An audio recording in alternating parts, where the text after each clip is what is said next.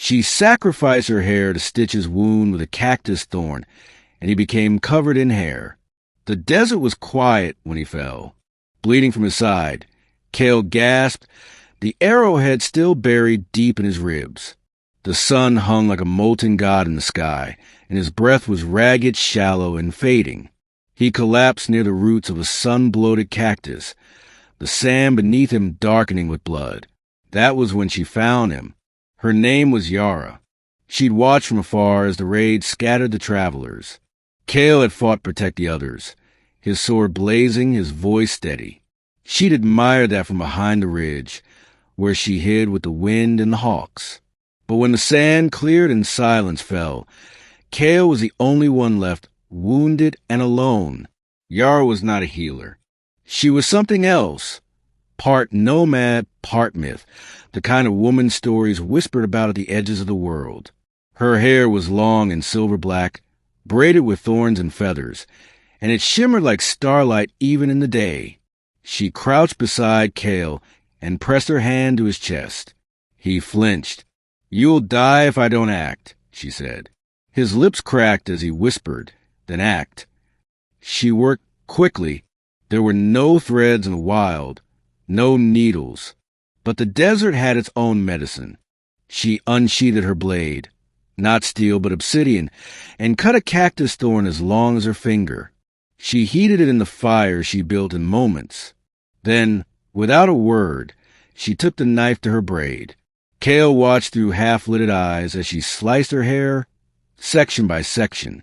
She worked in silence, her face as calm as the dunes. Each strand she cut, she twisted with oil from the cactus, making it thread-strong. The wound was deep, but not mortal if stitched quickly. And so she did. Using her own hair and a cactus thorn as a needle, Yara stitched the wound shut, inch by agonizing inch. Kael didn't scream. He just watched her. "Why your hair?" he whispered. "Because it's mine to give," she replied. The sun dipped low as the final knot was tied. She wiped his brow with the edge of her robe and rested her hand on his chest. He slept. That night, the wind howled, and Kael began to change. At first, it was subtle. His wound closed faster than it should have.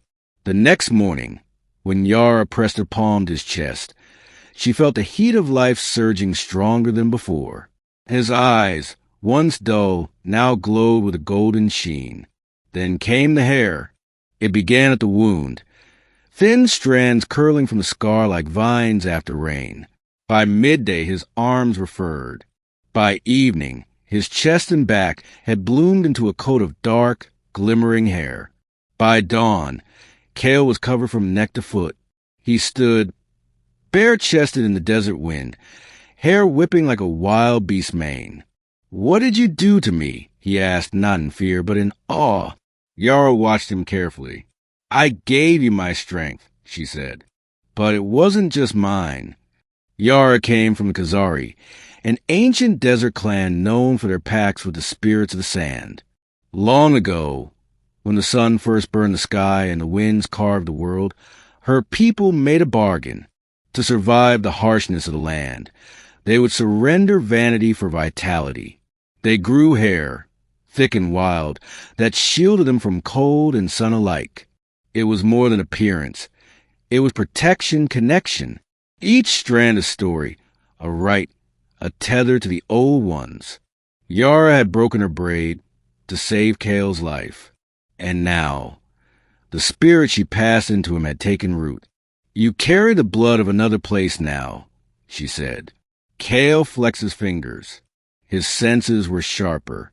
He could smell the wildflowers from half a mile, hear the heartbeat of a lizard beneath the sand. But with it came restlessness, hunger, fire in his veins. "What am I becoming?" he asked. "Stronger," she said, "if you can endure it." They traveled together after that, through the badlands and salt plains, through sandstorms and mirages. Kael's transformation slowed, but never stopped. He was no beast. His mind remained sharp, but his body had become something other. and with his new strength came a calling.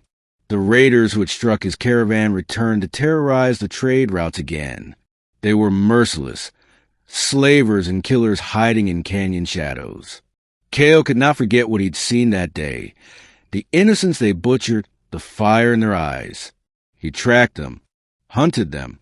One by one, he struck them down, not with swords, but with claws and fury, with the quiet rage of man reborn. Yara followed him, not as a guide, but as a witness.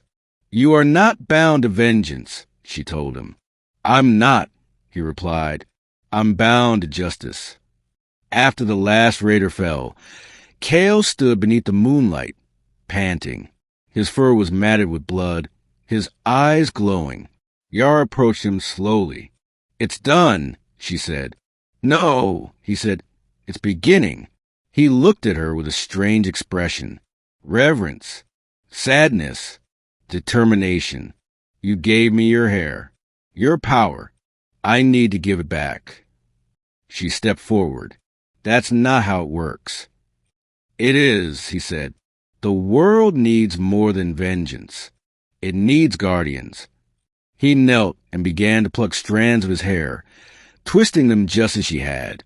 He wove them into thin cords, dipped them in cactus oil, and held them out to her. "For the next wounded soul," he said, "so you don't have to sacrifice again." Yara smiled, not with her lips, but with her eyes. "You become more than a man," she said. "No," Kael replied. "I've just become who I was meant to be." Years passed. Legend spread of a desert guardian covered in wild hair, swift as a hawk, silent as moonlight. They said he stitched wounds with cactus thorns and wove healing threads from his own fur. He came to the lost, the broken, the abandoned, and always beside him, a woman with starlit hair and eyes that saw too much. They called her the Thorn Weaver, and him the Hairborn King.